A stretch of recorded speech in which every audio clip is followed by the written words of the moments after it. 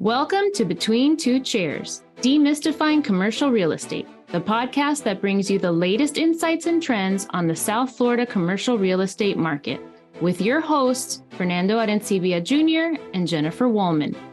In each episode, we dive into the world of commercial real estate and break down complex concepts to make them accessible for everyone. Whether you're a real estate professional, a curious investor, or just interested in the South Florida market in general, Between Two Chairs is the podcast for you. So pull up a chair and join us.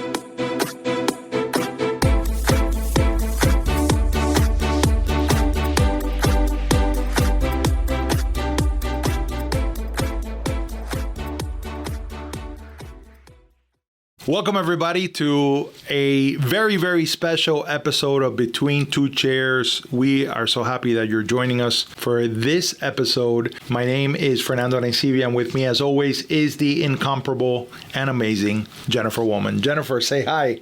Woohoo! We made it. Happy birthday. We made it a whole year. Congratulations, Mr. Chair. Hi, everybody. Sorry, I'm a little excited because I can't believe we're at episode 53, but that is a whole year from tomorrow, I guess, is the actual day. But since we release Thursdays at 3:05, we have to celebrate today. How amazing. That is awesome.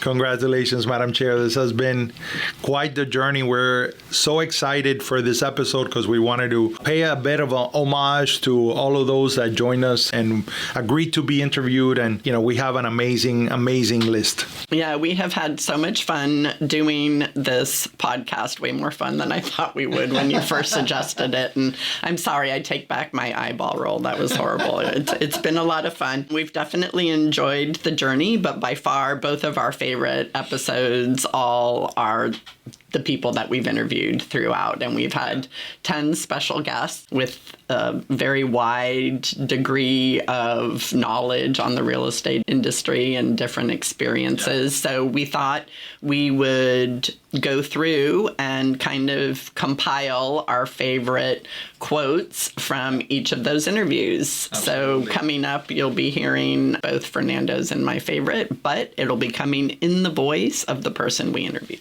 Yeah, no, this is great because, you know, I think we both feel a sense of gratitude for the fact that we're here a year later and we've been able to record all of these, you know, episodes, and it's been a journey and it's been an adventure and it's been fun and it's only just growing.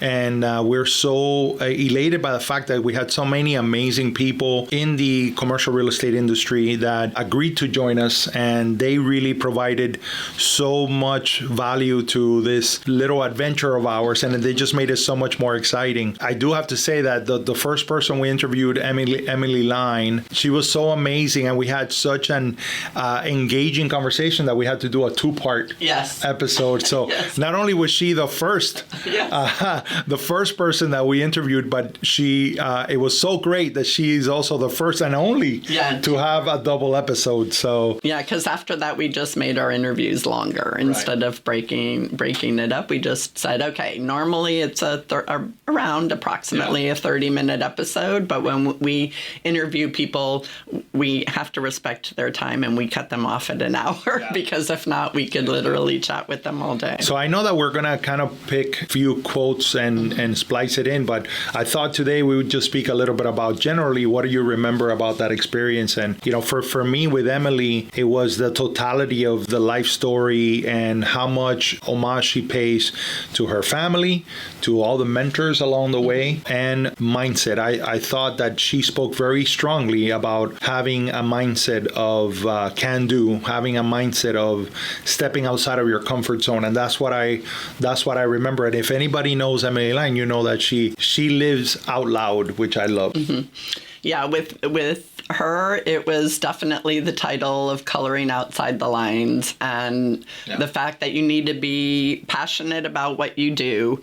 If not, you get bored, and when you get bored, it's time to leave. So that was a big one, just kind of to your point, an overview on life and just her willingness to take risks. I mean, she moved somewhere without a job just because she felt like that's where she needed to be and things fell into place. So a lot of us always won't move without a plan. And sometimes I think by having such stringent plans, we don't see the opportunities that are coming at us because it's not within our plan. And Emily is definitely an outside of the plan seer. I think my whole life has been built on challenges. I mean, I said to Jeff Young, our general manager, who he and I have been a team for my entire time with RPR, hey, if I get bored, I'm gone. And I said, that's not a threat. It's just a reality. When he asked me things about who I am personally, I said, I always want to make sure that we're moving the needle and we're thinking way ahead on things. And you're never at your best right out of the gate. You have to continuously keep working. And that energy, as long as I'm here on this earth, will never change. That is definitely who I am. I love the idea of, as you put it, uncomfortable situations are the best learning ones. I love to get into places that make me think. If I'm not thinking, if I'm complacent, I'm done with something. So then, just when you thought you couldn't have any more fun, then we have Gus Fonte, who is the current chairman of the board in 2024 for the Miami Association of Realtors. And that's when Between Two Chairs became Between Three Chairs, at least for a little bit. And I love the title, Wine, Winning, and Warehouses. And what I love about Gus is he's been in this industry for so long. We're always joking about what is his CCIM number, because it's very low, because it's been around for a while. But what I've always loved about him is his willingness to share, his willingness to teach, his willingness to inform and educate, but always in a fun, dynamic fashion. Like if you meet Gus and you interact with him and you work with him on something, you can't help but be so excited about being in commercial real estate. That's true. And the thing that just dumbfounds me about Gus is his institutional knowledge regarding Miami real estate and his incredible recall for detail related to commercial real estate in Miami and who was where and what that building was before. It's amazing, from somebody who can't remember what I had for breakfast, like to hear him remembering stuff from 30, 40 years ago. I admire that so much. And to your point, he's fun and always willing to share what he knows. Absolutely. I read everything pretty much. South Florida Business Journal, Real Deal, Wall Street Journal, New York Times, Washington Post, Daily Business Review, South Florida Business Journal, I already said, Daily Business Review, just about everything. Now, when I say read, I don't necessarily read. I'll skim through and find things that are interest or related to our business. I tell people from when they get in, you have to read.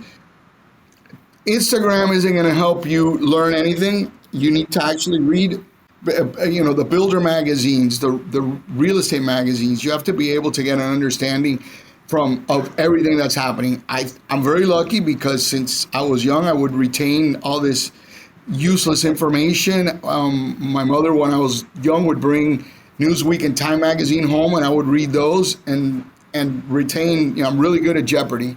Retain all this useless information. And it works for my brain for real estate. So then we had a very special person to us, Estrellita Sibila, land use and zoning attorney. And what I love the most is Estrellita has a way to make the complex very understandable, right? And, to navigate such complex processes as it is to address land use and zoning, and to be able to really make it understandable to the person that is going to go through it, and then to always find a practical way and her practical approach of helping her clients. So I thought that was an incredible show as well. To me too, she's the zoning queen. I mean, if I have questions or I have a client who has a use that may or may not fit in there, but it's not by right, call Estrellita, Yeah, I'm always surprised by how few people know that land use and zoning even exists, because it's one of those things that it's passive. You don't really know that you're experiencing land use and zoning as you're driving around a city or a neighborhood. You just know when it's like wonderful zoning because you want to stay, right? So like those nodes that we're attracted to, that's like entertainment, retail, and all that, that's because it's great zoning. And it creates literally a place where people want to live, work, and play. And then, my goodness, the Leah Becker, what I loved, first of all, is that red backdrop. It's all I remember. I mean, it was so amazing. And we not only, by the way, the podcast is incredible. It's a great episode. Investing on the Edge of Scary. I mean, this is really a complete storyline of mindset, right? And about jumping at the side of risk and you know, kind of going through it. And just to let you know, we probably stayed speaking with her for another hour after the podcast was over because, you know, it's just so much fun. She's just amazing. Yeah, she's incredible. And yeah, her Edge of Scary and her cowgirl math are two things that I rely on all the time. Sometimes I see people twisting themselves in pretzels trying to make numbers on a deal work. And I'm like, no, honey, use cowgirl math. Yeah, exactly. Yeah. So I have a quote. Maybe I've heard it somewhere before, but if not, it's mine.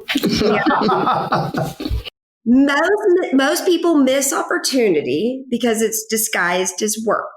Love it. Period. Right? They're like, oh, that looks like too much work. I've actually had people that work for me. They're like, oh, I don't want to do that. That's too much work. I'm like, what? Okay, the best way to learn anything is to work your way through it. And one gentleman that, you know, we had seen in a conference not too long before speak about hotels, Robin Webb is such an expert in his field, right? And talk about a person that really can break down the hotel industry from every angle. And, you know, what a joy that he was able to share his knowledge. I had an agent call me wanting to refer a hotel deal, and she was kind of telling me this, and I said, listen, the person to call is Robin Webb. Call Robin Webb. But I also told her, like, if you really want to learn about hotels, go listen to this episode because he really broke it all down. Right. I mean, it's incredible. Right. The fact that it was a business, you know, that there's several businesses within a business. It's not just about the real estate. And then I loved where he said, you know, trying to figure out where the next place is going to be, right? Not where the hotels are today, but where they're going to be tomorrow. I loved that. Hotels, because they're a different asset class, carry a higher risk. Therefore, they provide a higher return, frankly, than most other real estate. So it's that same thing that we all learned in our CI classes, that it's risk versus return. And so if you're willing to take a little greater risk, there's usually a little better opportunity at the back end. So because of that risk, they're not for the faint of heart. And then, of course, Beth Azor. I think we've mentioned her in like every single episode. I know, because she is so iconic and dynamic and accessible, you know, because she is in it from every angle, and she has a teacher's heart as well. It really is an honor for us that she would join us on the podcast, and that she has been such a friend and a supporter for years and years. So I had read a stat that said of all of the commercial real estate investors in the domestic U.S., 3% were women. And I found that deplorable. And then I read further, and it said that of the 3%, 50% were spouses and women who inherited. So I thought, okay, so I'm part of the 1.5%. That's just crazy. They didn't see other women in their circles doing it. So I decided, with the help of people like Jen, that I would put on a conference where I would put women on stage that are doing it. If enough women would start hearing stories of other women and start meeting women that were doing it, they would feel more comfortable and start doing it. And that's what we have found. And then we had James Constam, who talked about the importance, you know, what really makes commercial real estate run and real estate in general run. And it's jobs, jobs, jobs. And it's what, you know, economic development bodies do to try to bring people and jobs and companies into an area. And that was fascinating to see. I love the perspective he shared, because he shared the perspective from an economic development point of view, but also from someone who had moved here many, many years ago and has seen the growth of Miami and understands how special Miami is. And I really love both of those perspectives and how they played out throughout the episode. So, you know, that's just fantastic. Historically, I think we were always trying to compensate for what was the assumption is that we just didn't have the talent in South Florida, that our institutions weren't at the same level as X or Y. That conversation, I really do feel has changed in the last 4 or 5 years. Companies are specifically wanting to invest in Miami because of the talent. Now the question is, do we have enough of what they're looking for? That's something that we've long focused on. I think the challenge is where's an economic development agency you can really bring impact into the talent question. While you have your colleges and universities really producing that talent, you have the businesses that are obviously hiring it, but there's that opportunity to try to bring the public and private sectors and the education institutions together in a way, grow the economy. And then we got a little into independent asset classes and little niches. And, we had Nate Korn, who's a friend for many years and a client, and talk about multifamily and his journey, infill development and multifamily in Little Havana. And there are some real nuggets of practical applications there and approach that I thought was tremendous. Yeah, no, it was great, and how he determines whether or not to move forward with a purchase and what he finds and how he, kind of his investment philosophy in that asset class. Yeah. So, and I see similarities between the lease approach, and because both of them were investing on the edge of scary, but how resolved they were for the other aspects of the deal that just made sense, and so you kind of develop a resolve once you do cowgirl math or whatever kind of math, Ozarks math from Nate, who's from St. Louis. So that's why I mentioned that. Whether it's naivete or misalignment of understanding, where usually when you're in these, areas that are kind of rough around the edges that offer the most upside opportunity, it's not going to be nice and clean and shiny and brand new, intrinsically. It's not just sitting back, collecting rent checks and getting rich. There's a lot to real estate that is well beyond just that revenue. And then we had, our very own Rita Monem, the franchising queen. Yeah. Who talked about that was a very specific niche, right? So the ins and outs of not only being a franchisee and the benefits of being a franchisee, if you wanted to start a small business, all the way into, why landlords like working with franchisees, what franchisors are looking for, how they vet them, and everything else. So that was awesome. And I feel that encompasses a big part of what we were trying to create, or what we're trying to build with this podcast, which is the subtitle of the podcast is Demystifying Commercial Real Estate. And we wanted to kind of not only educate people on the nuts and bolts of how things work, but more importantly, to give them a wider view and a wider lens that there are so many opportunities within commercial real estate that are so diverse. And aside from that, not only all the niches and all the within the asset classes that you can specialize on, but then also speak about the fact that we are in the South Florida market, and there is so much to speak about the growth of our market from a commercial real estate perspective.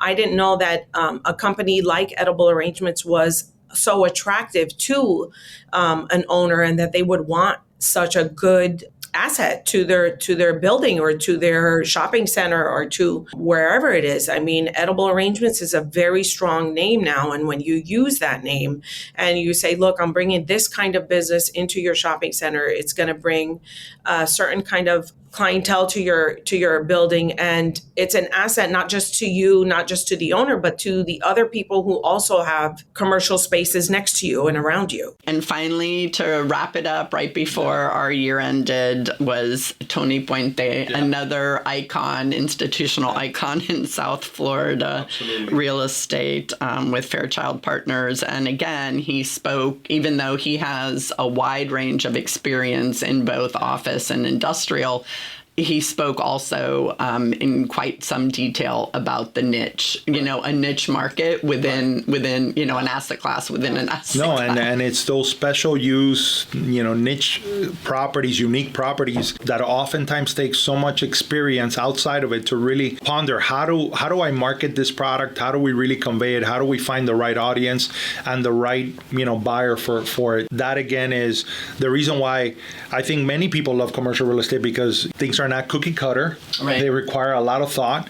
They require a lot of research. They require a lot of analysis. And it's great to have access to people that are willing to share their perspective. If you're a guy that doesn't like, listen, we're in a remote world right now. We're in a work from home world. If you're an individual that's used to that, or that's the way you kind of see your future, you got to pick a much more local market.